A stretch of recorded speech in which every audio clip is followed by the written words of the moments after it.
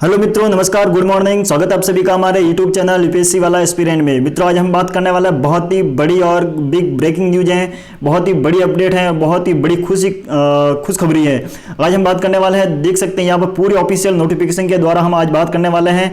8 तारीख का नोटिफिकेशन है और आज हम बात करने वाले हैं ईसीजी और जो दंत टेक्नीशियन यानी डेंटल टेक्नीशियन की जो यानी दस्तावेज सत्यापन सूची DV list, document verification list जारी कर दी गई है और उनको डॉक्यूमेंट वेरिफिकेशन के लिए बुला लिया गया है। तो अभी सिबू के द्वारा बहुत ही बड़ी खुशखबरी दे दी गई है।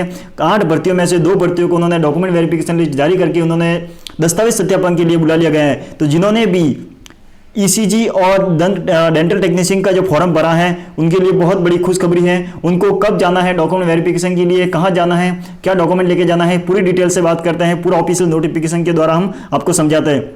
तो अब जो लिस्ट है वो आना शुरू हो चुकी है, डॉक्यूमेंट वेरिफिकेशन लिस्ट आना शुरू हो चुकी है। तो धीरे धीरे सभी तक, यानी मैंने बोला था 14 अगस्त तक लगभग सभी की लिस्ट जारी हो सकती है। तो बिल्कुल 14 अगस्त तक निश्चित रहिए, सभी की लिस्ट जारी हो जाएगी।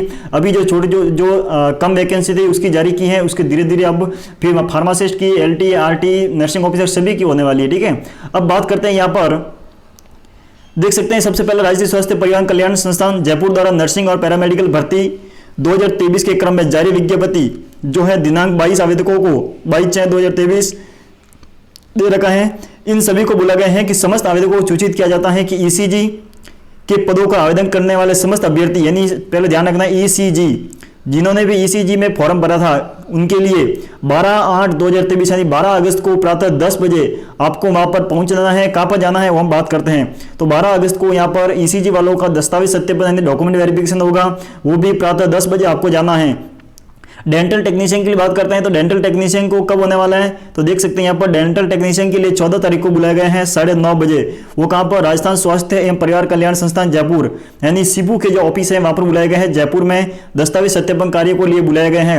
अब आपको ध्यान रखना है, पहली बात तो ये ध्यान रखना है आपको ईसीजी के लिए कब 12 तारीख को जाना है और जो डेंटल टेक्नीशियन के लिए है उनको 14 तारीख को बुलाया गया है, यही 14 अगस्त को और यही 12 अगस्त को। ठीक है, टाइमिंग ध्यान रखना है, आपको सही टाइम पर वहां पहुंचना है।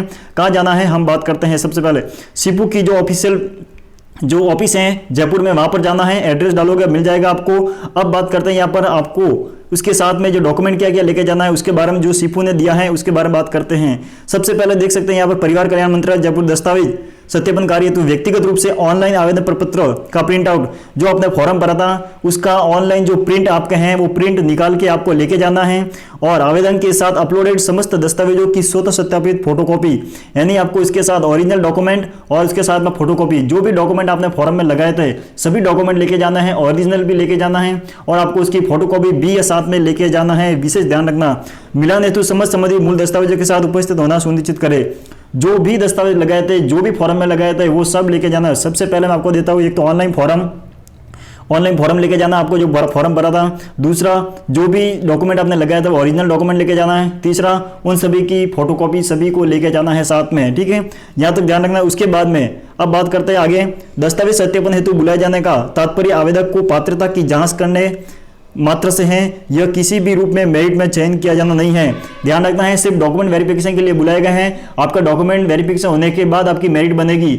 अभी सिर्फ आपको डॉक्यूमेंट वेरिफिकेशन के लिए बुलाए गए हैं। इसमें आवेदकों का मेरिट सूची दस्तावेज सत्यापन के परिणाम पर निर्भर करती है। देखिए यहाँ पर जो डॉक्यूमेंट वेरिफिकेशन होना है उसके बाद में आपकी मेरिट लिस्ट बनेगी।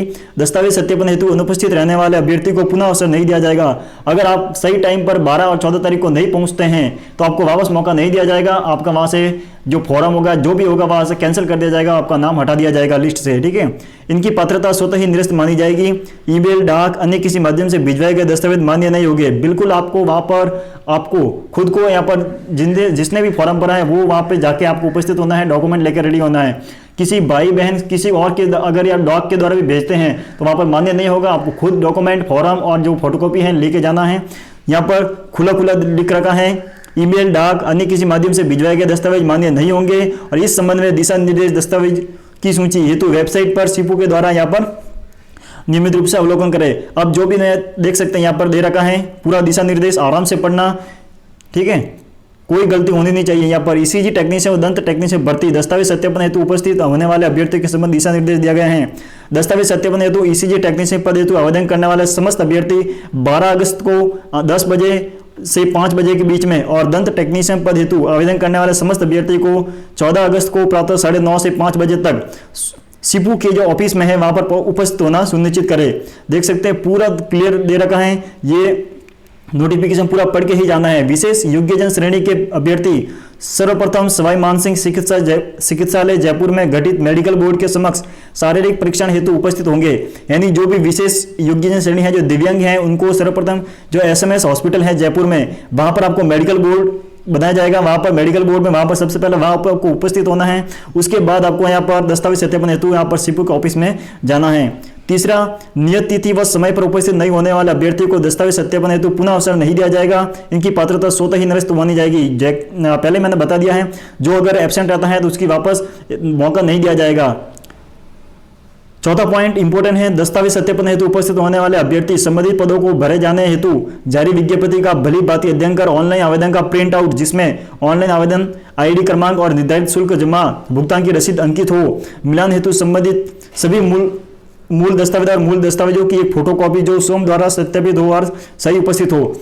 यानी मैंने बता दिया है कि एक तो मेन जो फॉर्म आपने भरा है वो लेके जाना है, दूसरा जो भी आपने डॉक्यूमेंट लगाए हैं ओरिजिनल वो सभी लेके जाना है, तीसरा जो भी डॉक्यूमेंट ओरिजिनल लगा है उनकी सभी की फोटोकॉपी आपको साथ में लेके जाना है। ये सब आपको वहां पर लेके जाना है, वरना कोई भी डॉक्यूमेंट आपका एब्सेंट रहा तो आपको वहां से बाहर कर दिया जाएगा, रिजेक्ट कर दिया जाएगा, ध्यान रखना।